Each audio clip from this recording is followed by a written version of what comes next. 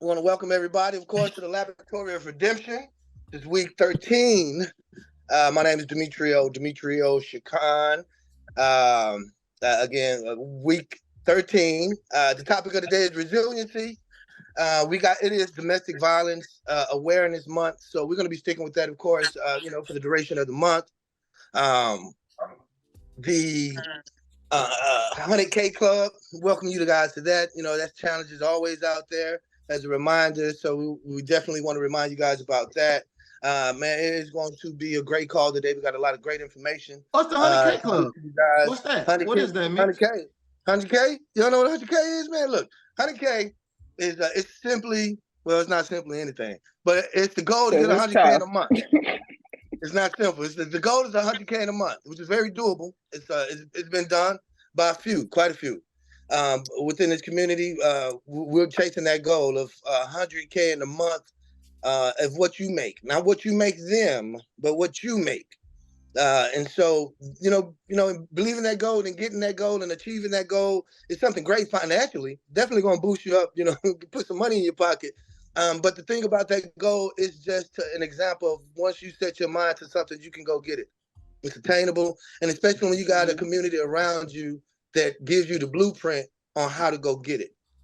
You have the support and how to go get it. So there's some people on here that did that 100K without having all of that support, without having that guidance, and they went and did it first, and now those people are coming back to help provide guidance on what they did to get to that.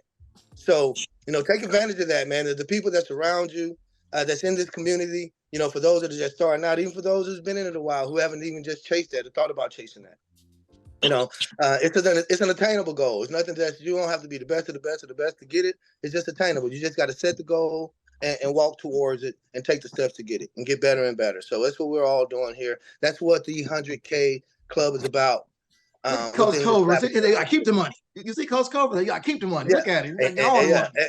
And then you got to see Coach Cobra. Coach Cobra will tell you how to keep the money once you get it. We got some people that'll tell you how to invest the money once you keep it, so they can extend. We got all types of things, that can help you here within this community. You don't even have to go outside of this community at all. So, and that's just what we have available right now. We have so many things on the horizon that's going to be coming. Right. And that we can usher along it's just, man, so this is just the beginning. This is just the beginning. We're scratching off the surface of what this thing is about to be. So I do appreciate you guys for taking time out of your Sunday to be with us, especially the ones that's been with us since the beginning. So we're going to have today Mr. Jatan Moore, who is a former adjuster.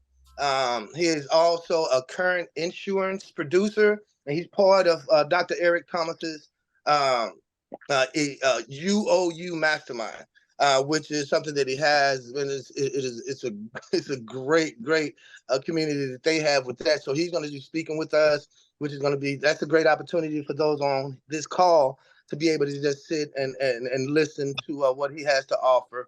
Also, we're going to have the Justice Spotlight for this week. Is going to be Mr. Michael Russell. He's kind enough to join us this week to tell us about his journey into his adjusting so far and everything. So he's going to be joining us today. So it's going to be really, really good call. So we're going to have this thing that we're going to be introducing. Coach Ron has been so gracious enough to share weekly tips with us to help us as far as our finances. And he's going to be doing that every week. So I really do hope you guys know the value and what that is, and just him taking his time and giving us extending this knowledge for us every week to do that. So also, guys, we would like to remind you, if you can go into the Discord, there is a form there for information. It's an attendance form that we would like you guys to fill out so we can update you with information. And as these things grow, we'll be able to pass along that information to you a lot easier and get stuff to you with that. So no further ado, I would like to bring out Coach Ryan to get things kicked off and get us some nice information on some finances and things of that. So Coach Ryan, if you would mind, go ahead and take the floor, sir. BT, I I greatly appreciate it. Give me 1 second. Absolutely. His birthday tomorrow. He's 40. Hold on, let's celebrate his birthday right quick. 40. Give him a minute, man. He's 40 years old. Look at it. He's 40. Happy I'm 40. birthday. That boy, Man, he's I'm legal 40. age. That boy can legally drink now. That boy, Yeah, I'll be 40 tomorrow. But yeah, it's an honor. It's not a sacrifice of my time. I appreciate sharing this platform with you guys. So I'll keep it brief, under 3 minutes. The word that I want us to focus on is vested, right? So spend your own time like getting familiar with this word. But what I want to talk about this week is how to become vested with your 401k. I know we're looking to be independent adjusters, but if you do have a salary position or a W-2 position, we're talking about how can you grow your assets. Let's say you don't have enough means to be able to do some of the stuff we're talking about. How can you get there faster? Being fully vested is one of those ways. So with your 401k, typically what happens is a company will do stock matching or 401k match. So whatever you put into that, they'll match you. Okay. So let's say you're putting in $50 every paycheck. Okay. They'll match that $50. But it comes with the caveat of you have to work so long before it's all yours. Right. Before the pandemic, that was like 3 years, 5 years, somewhere in there. Right now, what's really industry standard is about 12 months, anywhere from 1 to 2 years, and you're fully vested. Now, this is a huge implication because most people that put into a 401k don't even look at it because they know they're going to be penalized for touching those, penalized, just taxed at a higher rate. So it's taxed at 20%. Well, let's say you want to buy a house, right? You become fully vested. You've been putting in all this money, they match you, and it's fully vested, meaning that the money that they put in is now yours. Now you're going to be taxed on it at a 20% rate, but it's free money. Okay? But the government gives you a certain list of stipulations that you can use this money for without being taxed on it. One of those being to purchase a home. Right? Hold on, let me write this down. So your 401k has tons of potential if you can read through the fine print on how to use it. Don't just think it's something that you're only putting $50 a week in and it's never going to become $1 million. It'll become $1 million if you make it $1 million.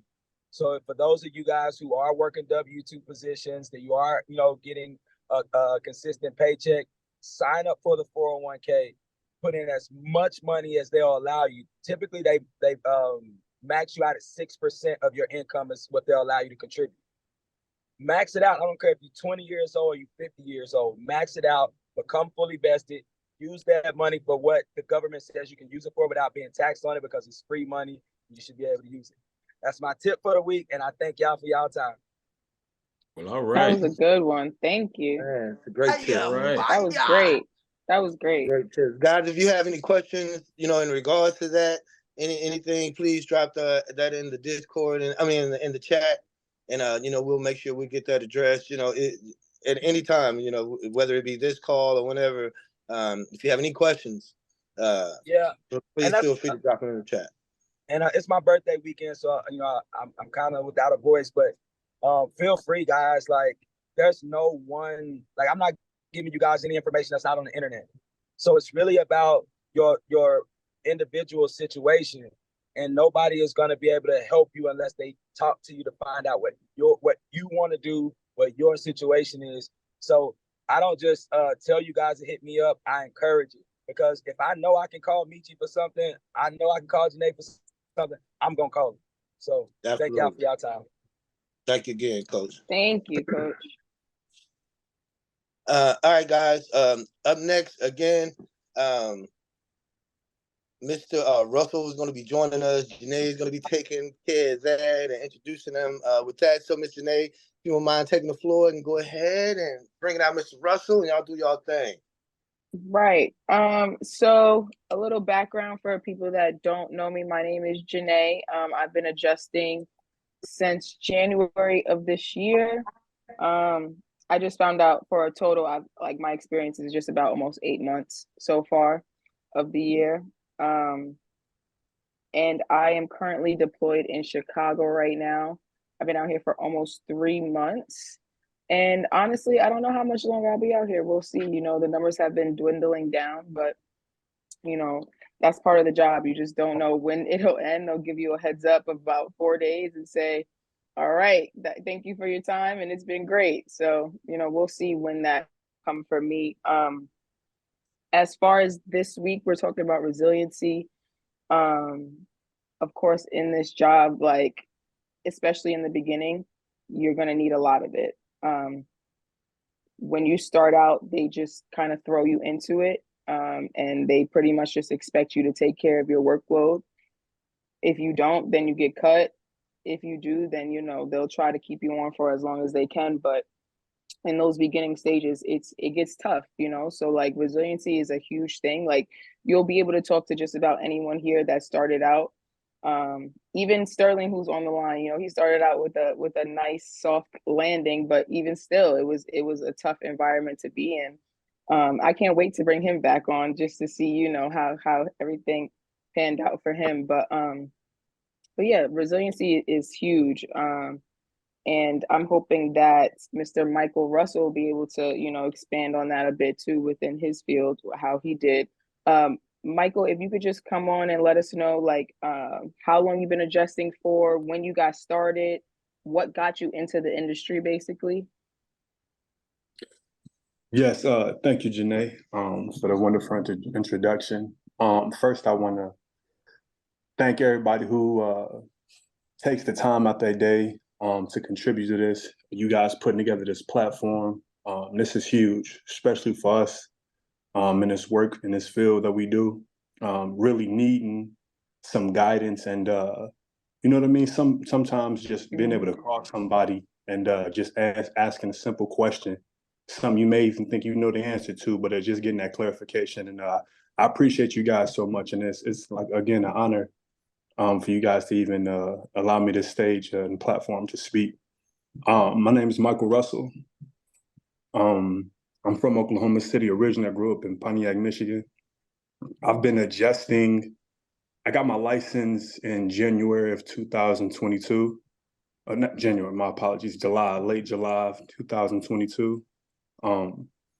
I've been on 2 deployments, 3. The first one was it was with Pilot, and it was some inside work, and it wasn't what it was cracked up to be, but it was an experience nonetheless, and I feel like that was the most important thing. But I've been on a couple deployments so far. I say a total of about 5 months out the year that I've been out here, and like Janae said, speaking upon resiliency, that is majority of the job, being able to stay committed, stay consistent, and even when adversity comes about, just staying level-headed and keeping your mind focused on what you're trying to accomplish. From myself, my first deployment was in Ohio working wind, and granted, it was my first one. Just like Janae said, they kind of throw you out to the wolves. Here's your claims, here's your equipment. You know what I mean? And thumbs up, buddy. Call us if you need us. And How was that for you? Yeah, well, you know what? 9 times out of 10, even though they're available, there are so many other new adjusters or people just trying to get Everybody's information. super busy. Everybody's Yep. super busy. And you really got to rely on yourself. And some things that I took from my first couple of deployments, I was actually speaking to Travis earlier, but just preparation. The 5 P's: proper preparation prevents poor performance. And when I say in this business, man, that is your money. Because really how you set yourself up, because you're gonna make mistakes. Say it again. You went too fast. Say it one more time. That was pretty good, man. What the 5 P's? Proper preparation prevents poor performance. Yeah, that's that tongue twister. So let me ask you, how long did your first deployment last? So I actually left by choice. They were trying to keep me on. I stayed approximately about 66 days. Okay, I that's did. pretty good. It was solid. And I left by choice. They wanted to keep me. And again, learning now, I'm completely understanding that when you have the opportunities, you wanna bleed them out as much as you can. Yeah, Because yeah, my first one was hourly, and I wish I would have, because I was doing well, you know what I mean? Even though I felt like I was crazy overwhelmed, not right. sleeping enough, stressed Mm-hmm. out.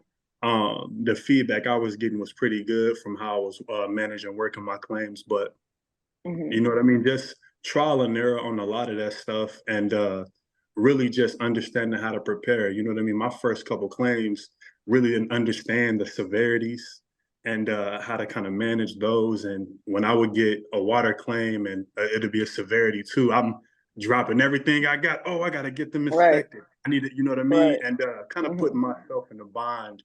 I'm just not really understanding and you know what I mean? Kind of planning and prepping As far myself. as scheduling, mm-hmm. Yeah, you know what I mean? Mm-hmm. And I Because mean, look, you're a business owner. It's up to you to do everything. Basically, you got to yeah, call everybody. You got to get people scheduled. You got to do everything. No one's there. No one's there to really help you in that sense. You know, they'll help you write your report a little bit, but at the same time, it's like you're getting paid for it. They're not gonna write the report for you. You know. yeah, no, absolutely. And my experience was it wasn't nothing out of the ordinary, but I definitely put a lot on myself. You know what I mean? I started doing commercial property. My first Oh inspection, wow! yeah, my first What? inspection was, First man, deployment. Wow. listen, my first inspection was it was a townhome complex. It was commercial, and it was just beat down from the beginning. It was just Mm. beat down. And my first inspection, you know what I mean, going out there, I'm taking. Do you have any like history or any background in like construction or anything to help you prepare for So it, or I was you mean, just like brand new? brand new. So Dang. I did have some advantages other than, you know what I mean, just growing up and being a blue collar worker, thinking at one point, you know what I mean, being a little knucklehead, thinking that, you know what I mean, even the military was only my option for college. I started off doing a lot of blue collar work. I later then got into sales. I sold vehicles at a Jeep dealership for years, and that was lucrative for the money, just not ethical, in my opinion. You know what I mean? Not everybody experiences the same. But I found my sister actually introduced me to a Justin about 2 years ago. We was just having a casual conversation, and she was just bringing it about, just talking about some of the opportunities that is provided for her. Mm-hmm. Man, it was just appealing, you know what I mean? After, you know what I'm saying, dealing with life about another year, I was just like, well, you know what, man, let me just see what it's about. You know what I mean? I did a lot of research, watched a lot of videos, talked to a lot of Mm-hmm. people, you know what I Mm-hmm. mean? Took a lot of notes, and really that was the start. And even then I still didn't feel prepared on my Right. first So day. your first deployment, like you said, it was hourly. How much were you getting paid? Like, what was it? Seven It was, twelves? Like yeah, it seven was. days a week, 12 hours a Yeah, day. I was doing. I started on 7/12s. At at something decent. It was 42.50. It was okay. You know what I mean? I Oh, was grateful for that's the opportunity. okay. Yeah, That's that's a okay, little more right? than Yeah, They're okay. That's a like little more listen, than It's $15 all right. okay. It's grand all plus a right. month, It's all dog. right. Really, I seventeen didn't. thousand a month. Right, Listen, right. and I No would Yeah. tell experience. people, Whatever, dude. That'll That's that'll pretty set you good. straight. That's you hear pretty me? good for your first one. That's pretty good. I've always tell people, man, I've worked a lot harder for a lot less. So Right, right. I was grateful. You know what I mean? Taking that chance really showed me how much I need to work, though. You know what I mean? Because Right. working hard is second nature for me. You know what I mean? I don't mind getting my hands dirty. I don't mind putting myself through something to achieve a goal. But I Hmm. still felt like I really wasn't prepared. You know what I mean? And Of course. Of course. but it's Of natural. course. Natural. You Yeah. know. Same, same. So, before I let you go, let me ask you, how could a community like this could have benefited you, like in those beginning stages on that first deployment? Well, I've been. This is not to count because I really don't know 100%, but I want to say maybe my fourth or fifth time being on the call, and just in this short amount of time has been extremely beneficial. From I think a few weeks ago when I was in North Carolina, y'all had the young lady on speaking just credit literacy, stuff like that. You know what I mean? I dibble dabble on a lot of other things in my spare time, and you know what I mean? Like just little simple things like that, man, has been extremely helpful. Then I probably would have never left deployment if I would have known about something like that. You know what I mean? Right. Because understanding now what I could have made, and really more so about the experience. I know the money will always come. I know you know what I mean? Right. We've been blessed and given that, you know what I mean? So we know how to make money, but just getting the experience and you know what I mean? You guys talk about $100K in a month, and I've been kind of fed. Like what are they doing? You know what I mean? Right. You know what I mean? It's I'm still chasing it too. We gonna make it though. We gonna make it though. That's a fact. Yeah. So Travis gonna get you that, and being part of the community, you got somebody that can tell you how to get there. Right, and just like being able to vent on that first deployment, even if you was able to vent to other adjusters, like you know what you're going through. Even someone like Travis can motivate you to stay a little bit longer. You know, in a case like that. That and it's tough. It's tough. It's a tough job. Right. So right. Yeah, definitely. All right. Well, thank you, Michael, for coming on. I really do appreciate that. He made some money then, huh? With no experience, yes, made some money. He did. You made some money, First bro. deployment, like I want like 5 months a year. Okay, put that together. That's pretty good. Put that together. You know, I worked 5 months. I made $100,000. Whatever, man. I ain't trying to hear that. Look, it sounds so good. It sounds so right. good, man. I was really working. It wasn't no 7-12, man. I was sleeping about 3-4 hours a day. You know what I mean? Oh, wow, yeah. Man, you know what I mean? That's because you didn't know any better.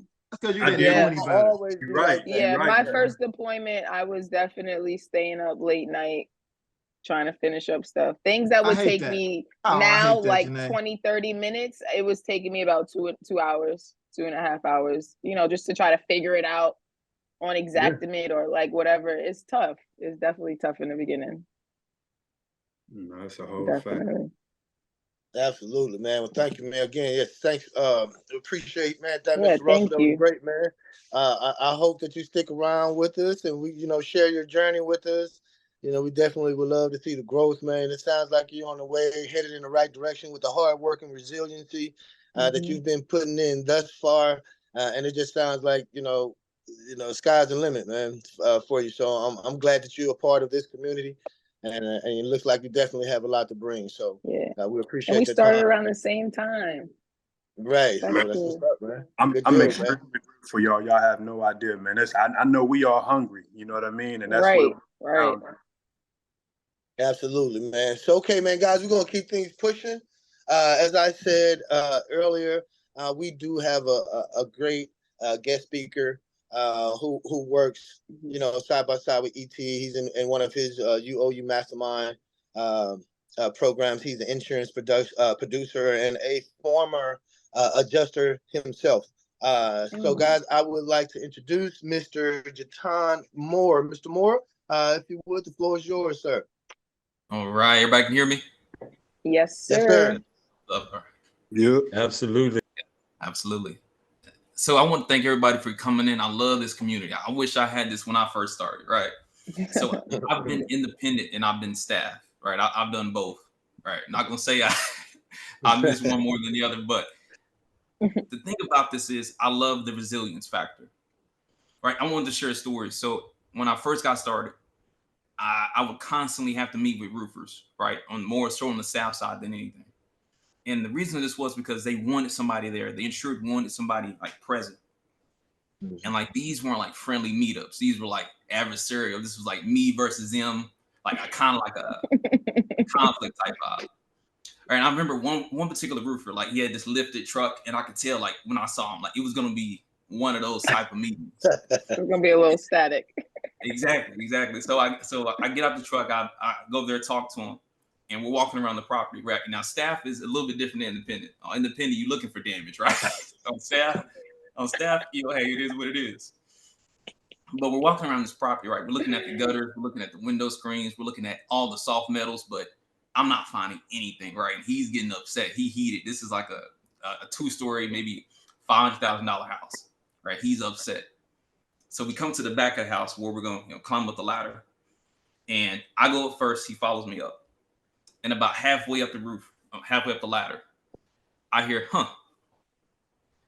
I didn't know jeans could rip like that. I didn't know jeans could rip like that. I look down, right? I look down and sure enough, I had split like from my back pocket all the way to my front zipper. Like I had a split going down. Oh, wow. So now here I am on the middle of this ladder, right? Roofer behind me, roof ahead of me. And I'm my knees together trying to hold my dignity. And I was just stuck, right? Just stuck in the middle of this ladder. Right. And I wanted to share this because I feel like it perfectly illustrates how you can find yourself in life, right? Find yourself in like claims and adjusting, right? Conflict, like trials and tribulation behind you, right? With nowhere to go but up. But your current situation, right? Your pants, whatever you're going through, keep you stuck in that situation. Right. And I really wanted to dive into this because studies have shown and studies have proven that only 10% of people reach their goals. Right. 10%. And to me, that's probably an over exaggeration, but it's starting like to hear that 90% of people won't make it to the point they're trying to make it to. And that's why I want to read the definition of resilience when brought up. So resilience means the capacity to withstand or to recover quickly from difficulties. 2, the ability of a substance to or object to spring back into shape. And that's literally what adjusting is. Like literally being able to come back from a setback, right? Being able to move, right? Make those small adjustments. Maybe you call somebody they can't meet, or maybe you have to rearrange your schedule, right? So the importance of adjusting is found all throughout, claims, all throughout insurance. And one particular instance, one particular like story that I heard like drove this home for me, the importance of making the adjustment. Right, it was August 28th, 1963. And he's standing at the podium and giving a speech. Right, he's an amazing speaker. So no matter what he says, right, his audience is like enthralled. They're gonna applaud, go home happy. But about halfway through that speech, right, about halfway through, you can see him like shuffle his notes, put his notes down. And at that same moment, right, I love energy. At that same moment, a woman from the audience shouts out, "Tell him about the dream." And you see him pause again. And for the remainder of that speech, right? For the remainder of that speech, he goes off script. He goes off script and delivers a speech that goes down in human history. Right? August 28th, 1963, Dr. Martin Luther King gives his "I Have a Dream" speech. Right? Now, as much as I love this moment for what it means for our history, what it means for freedom and equality, when I studied this moment, what I found it was the seed of adjusting. Right, it taught me that no matter who you are, right, no matter what you've done, there's always room for an adjustment, right? There's always room to make a change. And when I was hearing Michael Russell speak, right, it reminded me of my own story, right? I was working blue collar jobs that I got in sales. Like in particular, I was in Dallas, Texas, working at a warehouse. And I'm wrapping this pallet with this like clear wrap. And I'm going around and I felt like a twinge in my back. All right, I thought that was weird, but I keep going, and like it wouldn't stop. So I talked to the manager on duty. He sends me home. All right, now I think I'm good. Right, I got like 2 days off. I'm about to lay up in bed, have fun. But that first day was nice, but that second day, right? The second day, I found myself lying in bed, looking at the ceiling. Right, and I really began to think to myself, like, man, is this what I'm going to do with my life? Like, am I going to be wrapping pallets for the rest of my life? And I just began to get like down and like depressed about things. And then I got like videos from like one of the guys at work. He had sent me like a motivational video, like from Les Brown. Anybody know who Les Brown is? Yes, sir. Motivational speaker. Yeah. Yeah, for and sure. In one of the videos, Yep, absolutely. Yeah, absolutely. Right. In one of the videos, Les Brown talks about if you fall, try to land on your back, because if you can look up, you can get up. Right. So now I'm lying in my bed looking at the ceiling, and all I hear is, if you can look up, you can get up. And something told me like deep inside was like, I need to quit this job, or I need to quit this job, or I'm gonna end up like this is gonna be my future. Right. So I quit. But I still got bills, right? I still got bills. I still got things to pay. So I got a job in sales, specifically kind of like Michael, but I was more so in the fitness industry. And the thing about the sales job for me is that I wasn't like good. I was great. Like I was great. I was killing it. And the funny thing is I came in entry level and I ended up running my own department, right? Then I ended up becoming one of the top salespeople in the whole state, then within the whole nation. Right. And this job allowed me to like really start opening doors up for myself. I started going back to school, right, getting my education. And I remember one particular day, I'm talking to my friend who's a trainer up there at the gym where I'm working at. And he says, hey, you need to meet this young lady I'm training. All right. He's like, she's a female version of you. All right. I'm thinking like female version of me. Hold on. Let me see what you're talking about. But he said, hey, man, forget all that. Just in an hour, be right here. All right. So I'm at my desk about an hour later. And he's over there training her, right? All right. He has her doing squats, right? On like the TRX machine. So I'm peeking, but I'm not creeping, right? I'm just kind of like glancing out the eye. But he leaves her by herself, right? And I go over introduce myself. You know, hey, my name's Jatan. I'm here. Just want to talk to you. And she says, you know, hey, my name is Kriya. And we start talking. We start going back and forth. We exchange numbers. And, you know, we end up texting. Those texts become conversations. Those conversations become dates. And now, we actually end up, going out together. All right. So now I'm thinking, man, I'm killing it on my job. I'm killing it with my education. Now I got a young lady. Now, so everything for me personally was like falling into place. And then I get a call from her one day, right? I get a call from Kriya and she says, hey, my family back in Oklahoma is like going through some things, right? I'm gonna have to go back for a while. I'm like, okay, hey, I'm the good boyfriend, right? Hey, go back home, take care of what you got to take care of. I'll be here in Dallas. Right. So she goes, comes back, say, hey, it's gonna be a little bit longer, probably a couple of weeks this time. Right. So she goes. I'm like, hey, it's cool. We can do the long distance thing for a little bit. So weeks turn into months.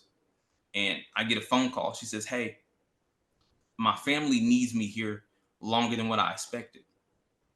Well, I'm like, how long? Like, how long are we really talking? She's like, I'm going to have to stay here. All right. So now I have myself in a situation, right? I was actually starting to feel like deep feelings for this woman. But at the same time, everything's going right for me here, right? I'm in charge of the gym. I'm making more money than I ever thought I could. My education's going up. I'm getting my education. But I didn't want to lose what I had with her. So I pack up and I moved to Oklahoma. Oh, right? wow. All right. So now I'm in Oklahoma. I don't have any friends up there, no family. And at first, I was enthusiastic, right? Excited about things. I get a new job in sales. I started entry level, working my way up again, running the sales department, end up running the whole facility. So everything for me is actually getting back to where it was.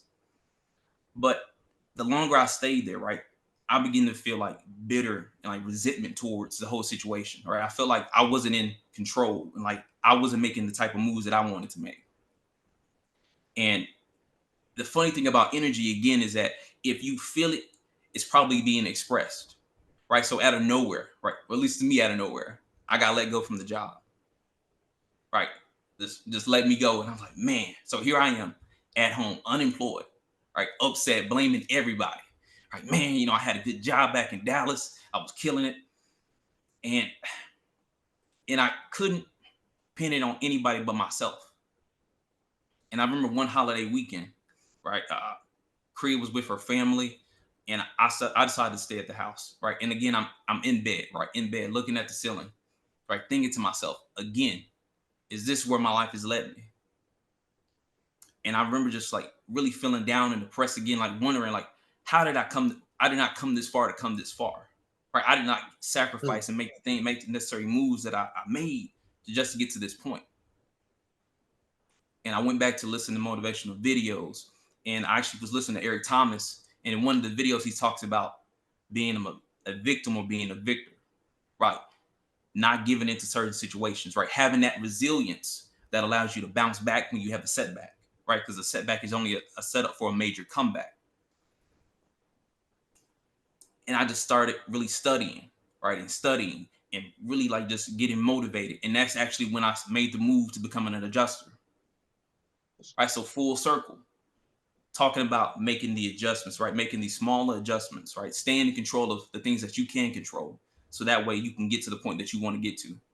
Right. So throughout that whole story, right? Throughout the whole situation for me personally, it was about making like small adjustments. And when I look back at that, I really begin to understand, like, man, okay, it wasn't necessarily where I was and it wasn't necessarily what I was doing, but it was about making those adjustments. And the crazy part is I thought I was doing it myself. But what I learned later is that I learned this early on from my own mom. And so I learned this early from my mom, probably like when I was like 5 years old.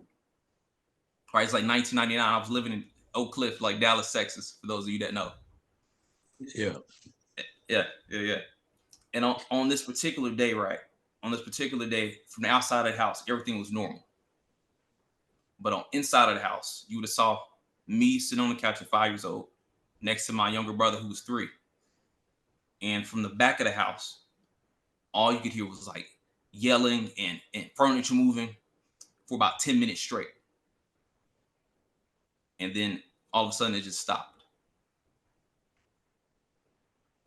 And just as soon as it stopped, from the back of the house, my mom comes racing down the hallway. Right, my mom's about 5'7". Her clothes were disheveled, like she had tears in her eyes, and she's looking at me. She grabs the phone off the wall and says, "Shatan, call the police! Call the police!" And straight up behind her, my stepfather, who's 6'4", probably about 250 pounds, is standing over her. Like, "Yeah, call the police, son." And he rips the phone out the wall. All right, so now you have my brother and myself sitting on the couch. Right, my baby sister's actually in the back room and she's crying, and now my younger brother's crying. Right, and my stepfather has my mom and he's shaking her. Right, he's shaking her. Right, and I'm frozen. Right, and I think about this moment often because I felt such shame and like resentment towards myself. Right, I was frozen in fear. Right, the closest thing that I knew to God was in front of me, like being shook, and I really couldn't do anything to help her. Right, and so she's crying, and I remember she said the word help. And I don't know what it was for me, but something took over me, right? Something moved me. Something moved my feet from the couch to the floor to the front door, right? And I remember hearing my stepfather, "Where you going?" Right, but I just ran. I ran next door to the neighbors, knocked on the door, right? And I don't know what I said to them, but the next thing I knew, our whole street was lined up with police cars, right? And my stepfather was in the back of one. Right, and from this moment, my mom took us over to his mom's house, right? My stepfather's mom's house. We just called it grandma, right? And we're over there, and we always loved going to her house because she had this big like leopard couch, right? Tacky as all get out, and usually we couldn't get on it, right? But it was a special day that day, right? And we're hopping on this big leopard couch, and I could overhear my mom and my grandmother talking in the other room. And my grandmother's telling her, "Hey, these are just things couples go through. These are just things that you got to get past." And I remember like looking in the room and seeing my mother's face and like all the color had drained from it. Right. So she took her 3 kids and we went back to the house and she started packing up everything. I mean, everything into the little Ford Pinto we had, like old school Ford Pinto into the hatchback. All right, she's packing up everything in there, right? And so we get on the highway and we're just driving and going. All right, and she's playing all type of songs from the 90s, like Erykah Badu, Mary J. Blige. And I remember I was like, "Who is Tyrone? And like, how is he gonna help my stepfather get all this stuff together?" But we're driving and all of a sudden, like the vehicle starts shaking, right? Right? And we're like in Mesquite, for those of you that know. And the vehicle starts like to stall and we pull off the highway. All right, so now you have my mom, myself, and my younger brother and sister in the car. And my mom just starts like bawling, right? Just starts crying. behind the steering wheel, right? And I remember looking at her, right? And I made a decision to myself that I would never allow her to go through that type of pain again. But here's what I didn't know, right? In that moment, that I thought she was having a breakdown, but she was really having a breakthrough. You see, after she had a chance to like cry and really get it out, she made a decision, right? And I don't know necessarily what it was in her mind that she made, but she stopped crying, right? And she stopped crying, and all I remember her is just her nodding her head. Right. And the crazy thing about this is after the situation, as an adult, I had a chance to go back with her and like revisit on this. I was like, Mom, do you remember the time when we were in the car? And she said, yeah. I was like, you remember when you were shaking your head? She said, yeah. I said, what were you thinking about? Wow. She said, all I knew is that I didn't want you guys in that situation. I didn't want to raise my kids in a situation in which they would be under the power of someone who was willing to hurt them. Right. I didn't want them to go through that. She said, I did one thing, right? I had to make a decision on what I wanted. Right. So those of you today, if you're on the fence about things, it's about making a clear decision on what you want. Right. She said she had a vision for her life and that this wasn't it. And that she was willing to make the changes and the adjustments to make it happen. Right. So one of the first things she did, she left the situation. Right. She left the situation and decided, hey, I have to cut ties. Like I can't be around those people. I have to change my whole environment. Right. And then she started going back to school to get her education so she could provide for the kids that she had. So when she was able to move herself from that situation, when she was able to go to school, she would then actually get employment that allowed her to take care of her kids. Right. She went forward to empower herself. And I asked her, I said, Mom, that must have been hard. She said, yeah, absolutely it was hard. Absolutely. But the thing is, you were worth it. Right. So for those of you in this community today, you may be doing this for your family. You may be doing this for yourself. You may be doing this to build a legacy. Right. And they may not understand. They may not appreciate it right now. Right. I know as a kid, I didn't. Right. I was like, man, I want the new toys. I want the new Jordans. I want the new shoes. But looking back, I'm more appreciative now than I've ever been because I understand what she was doing, what she was going through. Right. So I'm saying you to keep up the faith, right? Keep up the hard work, keep up the struggle, be resilient when it comes to your fight, because those of you that you do it for may not understand it now, but they will in the future.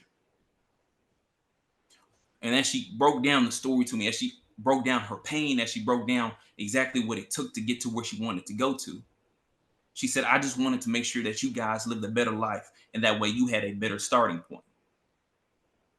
Right. And I'm happy to say today she's married in a whole new relationship.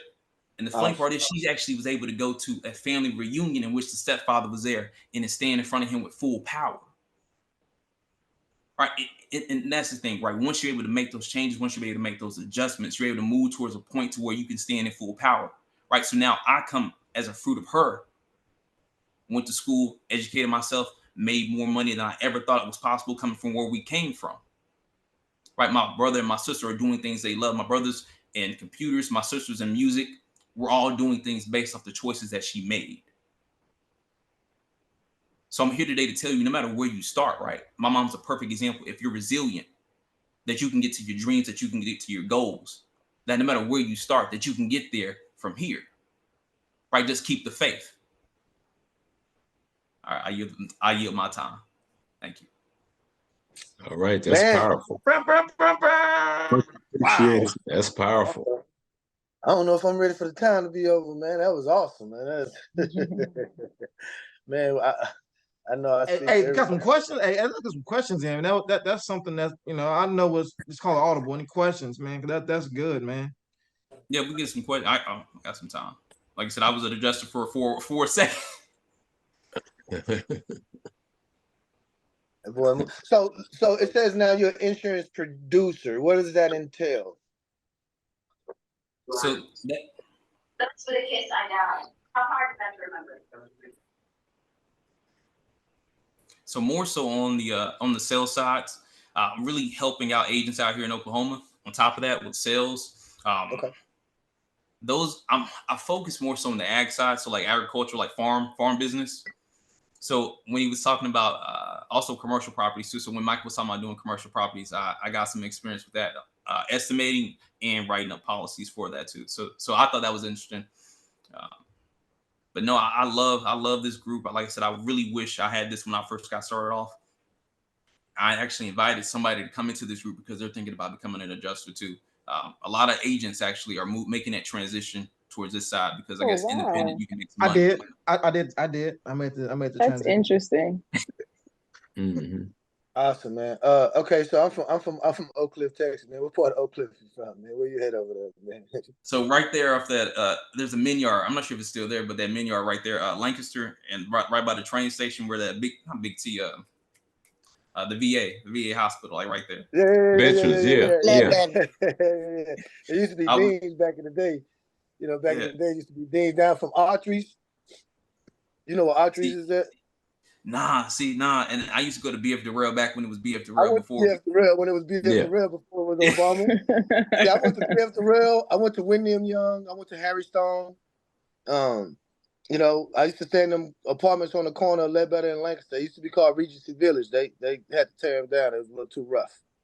Oh yeah, I lived in Golden Hillman, I think they were called. Yeah, Golden Hillman, right across the street, right down the street. See, Regency Village was on the other end of that alley. It used to be an alley right across from Golden Hillman.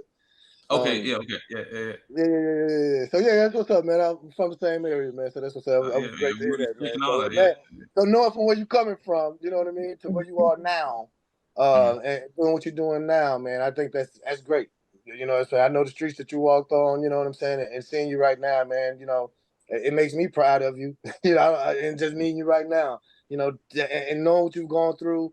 You know, with your whole situation, you know, with the domestic violence that we're speaking of, you know, this month, you know, and surviving and, you know, the determination that your mother had, the strength and resiliency, man, that you've seen, that, you know, that she's shown you, that she embedded in you guys, and empowered you guys with, man, that's just an amazing testimony, man. So I know it makes me feel like I can run through a wall, you know what I mean? Like, so. Yeah, that was great, man. We do appreciate you, man, for sharing that. Yes, guys. Thank you. I got one more question. I got a question. Okay. Hey, Jatan, for yourself, what's it like getting access? You were absolutely amazing with speaking. What's it like for you getting mentored by the #1 speaker in the world? I actually told him right now. He said, "I'm proud of him." I'm actually talking to him now. But Dr. Eric Thomas, what's that like, bro? As a speaker, man, it's honestly it's amazing and it's awe-inspiring because you think that the goalpost is so far out, right? You think like, man, how can I get there? But he makes it to where I hate to say it, but you can touch him and you can reach out to him. So one, it makes it real for me that I can get to that point, I can get to that level. And two, it's inspiring. At the same time, it is a little, I'm not gonna make it prettier than what it is. It can be a little scary sometimes, right? As far as like being afraid to not do, right? But sometimes you got to use that fear to get you where you want to go, though, right? So I'm powered by the fear, but at the same time, I want to get it done, right? And E has been more than helpful with me. I've been to some of the events, been behind stage, been backstage with him. You know, he's poured into me. So, man, it's amazing being able to do it. I mean, but same thing with you, right? The adjusters in this group got you, right? So we're talking about $100,000 club. We're talking about $200,000 club. So same thing with E, they got with you. So it's like being able to reach out to Travis, like, man, he killing it, right? He doing his thing. So how do you feel though? Man, He's an amazing resource. He's an amazing resource. I can attest to that. What I feel about everything is that we're all together and it's commonality. And it's truly, everyone here has a unique skill set. Everyone, even those I haven't spoken with yet, is this exciting to me because we have opportunity to really do something special for the next person behind us. Because it's not about us per se. It's about us giving to the next adjuster, the new adjuster. Because the whole model is for the new adjuster to pour into the new adjuster. So eventually you won't be a new adjuster anymore. So it's always about the new adjuster. Because, you know, like Eric Thomas said when we sat down with him, it was in Dallas at that conference, he said that for him, he's going to stay relevant because it's not about him. It's about the individual he's talking to, who he's pouring into. Because if it becomes about you, then you ain't that deep, and you will be terrible. You won't be. Folks won't want to be around you. Is that not true? Yes. Is that not true? Right. That's about right. Oh, that one be like, yeah, man, I'm the best. Yeah. Look at me. I'm just, listen to me. I know everything. You're like, get out of here. I'm stuttering and stuff. I'm just saying. I got bald head. I'm still sexy though. You know what I'm saying? Yeah. Oh my God. No. You know what I'm saying? All right, I'm gonna stop. All right, I'm done. He's talking about how his head shape whopped on that. You know what I'm saying? Like give my mama shake my head right as a little kid. Oh man, that's great, man. Well, man, I hope Jaton, man, this won't be our last time seeing you around, man. You seem like a great resource to have, man, around and available. So, I hope we'll be seeing more of you in the future. You'll see him next week. Oh, I know we're gonna see him next week. All right. All right, we'll be looking forward. But speaking of next week, next week, guys, I hope you guys, same bad time, same bad channel. Join us next week.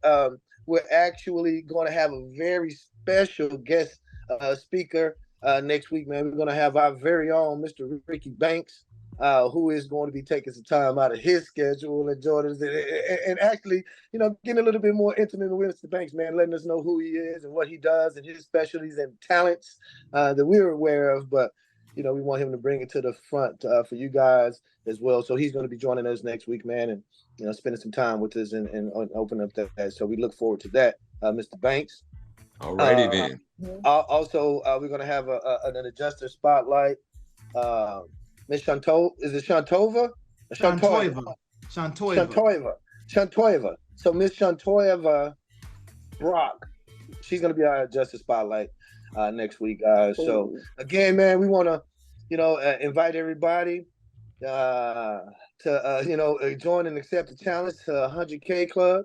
That is the challenge that's laid down. That's the goal. It's a mindset that we're chasing. It's freedom that we're striving for. With that, the Laboratory of Redemption. Thank y'all for joining us again. If you have any questions, drop them in the chat. Fill out the Discord, the form. Contact info in the Discord. Fill out that, guys. Let me see. Anything I'm missing, guys? Tons of resources will be coming out. That'll be the best way for us to contact you guys and let you know our future plans. Which there's a lot under the surface, right? It's right under the surface. So we got some things, man, planning, and I'm so excited, and I can't wait till we get those things and rolling them out to you, so you can see, what we've been working on and getting together. So, man, guys, do we have anything else before we get out of here? Watch the Cowboy game. I mean, get out of here. Hey, look at him, boy. Look at him. He ready. He got it too. I don't think the Cowboys are gonna win tonight. He said Who said that? Take the hater. Who said that? Hey, that's somebody mama right there. Who mama is that? She's just a realist, Who mama is that? Wait a minute. Look at the daughter with the backup. Will this be their first win? Wow. Dennis, what's up with that, dog? Okay. All right, you gonna see. I think it's gonna be the 49ers' first win, right? What's up, Ivan? No, it's not gonna be undefeated. What up, though? She said she thinks it's gonna be the 49ers first. Oh no. I didn't come here to be disrespectful. I'm just saying. Okay. Oh, I see you over there at the time. I see you. That's what I'm talking about. Yeah, see, he got his hat too. There we go. Yeah, represent them Cowboys. Y'all 49ers just scored. Y'all see what that is right there? I don't know. Y'all know. We represent. Anyway, how you doing, Tron? What's up, Tron? MJ, what it do, baby? Larry, you are. They ain't worried about. They ain't worried about us, man. It's cool. Sterling, what's up, man? Larry's phone. What's up, Larry's phone? His iPhone. I was filling out the form, man. I was trying to fill out the form. You know what I'm saying? I'm hating on him. What? Go ahead, man. Let me get my paperwork in, man. So I can. The 49ers are leading right now. Wow, Oh my goodness. your mama's. Get your mama. Get your mama. The game just started, so The game they did were just start. The game they did were just just start. fortunate enough to score I like first. Dallas. I like Dallas. I Really? just don't think I don't they're think gonna you do. win tonight. Okay, I'll take that, BJ. I'll take that. Okay, I'll take that. That's the pity. So We're gonna see. We're gonna see. I got hot $5 on $5. Nah, thank There y'all, you man. go. Yeah, thank you guys. Uh-huh. All Y'all right, have man, a we got good that. night. All right, be well. I'm hit the dance. Y'all ready for the? Oh, Oh, time to- no, oh. don't do it. Oh crap! That's enough. That's There you enough. go. Don't dance like an Egyptian? Dance like an Oh, Oh Egyptian? my I goodness! can do Somebody that cut him too. off.